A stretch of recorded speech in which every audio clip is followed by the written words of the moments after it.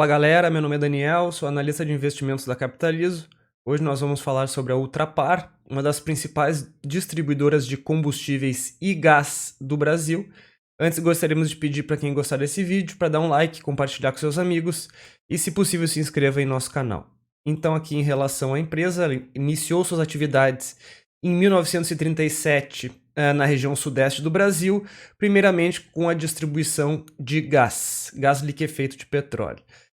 Abriu capital então em 1999 e veio adquirir ativos do Grupo Ipiranga em 2007, então entrando no segmento de distribuição de combustíveis, aqui atuando no sudeste e no sul do Brasil, para posteriormente aumentar a sua capilaridade até o nordeste do Brasil através da marca Texaco. A Extra Farma então virou subsidiária integral em 2014 e a empresa hoje tem 5 segmentos, aqui 5 unidades de negócio. O principal é Ipiranga, né, onde a empresa atua com com uma rede de postos de combustíveis e também distribuição de combustíveis.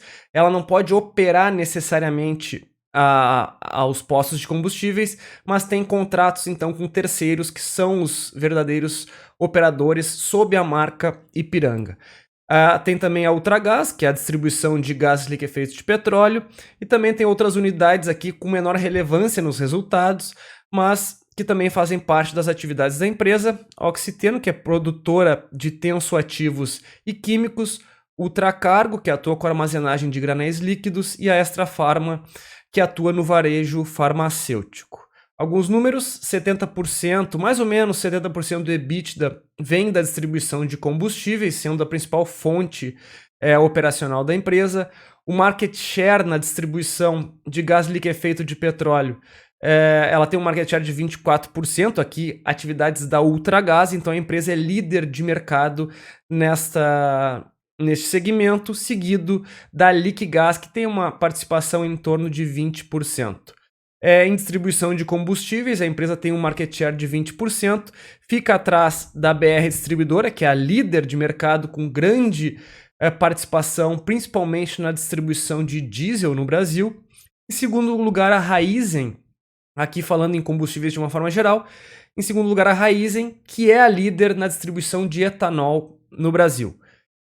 Postos de combustíveis, a empresa tem quase ali 7.200 postos distribuídos ao longo do Brasil, distribui gás para mais de 11 milhões de domicílios, aqui falando em gás envasado, e atende 54 mil consumidores no segmento granel, aqui falando de hotéis, de segmentos aqui falando mais B2B, né, vendendo para empresas, como é o caso de hotéis e shopping centers também.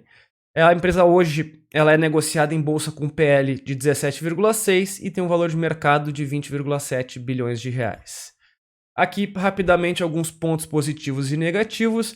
Primeiro é a posição de mercado, a empresa então como líder na distribuição de gás e também ali em terceiro lugar na distribuição de combustíveis. Com essa posição de mercado, a empresa tem algumas vantagens competitivas, até porque a aquisição de gás liquefeito de petróleo ela é feita por preços lineares, todos os participantes acabam comprando pelo mesmo preço, então as empresas ficam dependentes do volume e do market share e também ganhos de escala. Então, a partir do momento que a empresa vende mais e tem maior volume, ela acaba absorvendo esses custos e tendo maiores ganhos do que seus concorrentes. A empresa também tem alta capilaridade no que diz respeito à distribuição de gás, tendo 5,4 mil revendedores autônomos atuando sob a marca Ultragaz e como a gente viu ali, quase 7,8 mil postos de combustíveis. Então, pela escala das operações, a empresa tem aqui vantagens competitivas em relação a competidores menores. Privatização de refinarias e transportadoras de gás, isso aqui é uma perspectiva futura, agora já temos até data prevista para a privatização de refinarias da Petrobras. Alguns dutos de gás já foram privatizados pela Petrobras. Aqui, na verdade, essas privatizações elas podem trazer algumas incertezas para o setor, até no que diz respeito à privatização da BR Distribuidora e também da Liquigás, pode até aumentar a competição e ser um ponto negativo, trazendo maiores incertezas, mas reduzindo a verticalização das atividades da Petrobras, nós temos menor interferência política na parte de fornecimento de produtos aqui para o caso da Ultrapar, e temos menor possibilidade de greves e paralisações. Então, é mais nesse sentido do que propriamente seja um ponto positivo no que diz respeito à competição. Maior licenciamento de veículos, a gente viu agora, de acordo com dados da Anfavea, que nos primeiros meses do ano nós tivemos uma variação de quase 10% de autoveículos, né, uma variação positiva, aumentando a frota de veículos, e em caminhões ali uma variação de mais de 40%. Então, a partir do momento que nós temos uma frota maior de veículos, tem maior consumo de combustíveis, e como eu falei aqui, é uma empresa tomadora de preço, né, ela pega, todas elas compram os produtos pelo mesmo preço da Petrobras, elas ficam dependendo então dos volumes. A partir do momento que tem mais consumo, a empresa consegue aumentar as suas vendas, até porque esse ponto ele é positivo, até porque a empresa tem margens reduzidas. Para aumentar a sua rentabilidade, ela precisa de maior volume de vendas. Estratégia de diferenciação aqui, principalmente no que diz respeito aos postos de combustíveis. A empresa tem, então, lojas de conveniência diferenciadas, tem o programa Quilômetros de Vantagem e também o Connect Car, aqui, então, atuando com pagamento eletrônico de pedágios e estacionamentos e também descontos em combustíveis, aqui no que diz respeito, então, à fidelização de clientes, sendo uma estratégia de diferenciação, além da empresa atuar também com a estratégia de custo, até porque ela possui aqui margens reduzidas e é uma tomadora de preço. Oportunidades de crescimento, existe ainda uma grande proporção de postos de bandeira branca, então existe aqui uma maior oportunidade de consolidação do mercado, né, a partir do momento que esses postos são embandeirados, e a empresa também possui oportunidade de crescimento no que diz respeito à abertura de novos postos no norte e no nordeste do país. Pontos negativos, então, estrutura de capital agressiva. A empresa tem uma proporção de dívida de 160% sobre o patrimônio líquido e uma alta alavancagem financeira, relação de dívida líquida sobre EBITDA acima de 3 vezes. Embora a empresa divulgue 2,5 vezes, nós encontramos aqui uma alavancagem financeira acima desse valor. Então, consideramos a estrutura de capital inadequada da empresa. Margens reduzidas. A margem EBITDA acumulada nos últimos 12 meses gira em torno de 3%.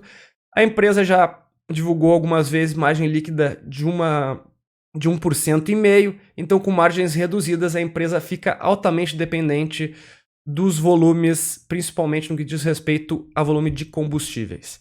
Exposição cambial de parte da dívida, a empresa tem 46% da dívida em moeda estrangeira e nem todo esse montante é coberto por operações de hedge, sendo um fator de risco.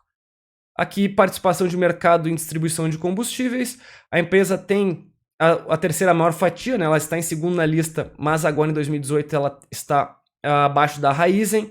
Lembrando que a Raízen é líder na distribuição de etanol e a BR Distribuidora líder na distribuição de diesel. E a Ipiranga fica também em terceiro lugar na distribuição de gasolina, ela não lidera em nenhum dos combustíveis. Aqui a variação de licenciamentos, principalmente essa variação é importante aqui de quase 41% em caminhões, e esse crescimento de 1,85 para 2 milhões no que diz respeito a autoveículos, aqui uma variação de praticamente 10%. Aumento de frota, aumento de consumo de combustíveis, demonstrando aqui a característica cíclica, então, desse segmento de distribuição de combustíveis, lembrando que é um segmento com margem reduzida, margens pressionadas também pelo preço do petróleo no mercado internacional. Alguns itens importantes, indústria, então, de capital intensivo, um ativo fixo que corresponde a mais de 90% do patrimônio da empresa. Aqui, indicador de solvência, né, pagamento de dívida para longo prazo inadequado, né, de 160%, muito alto.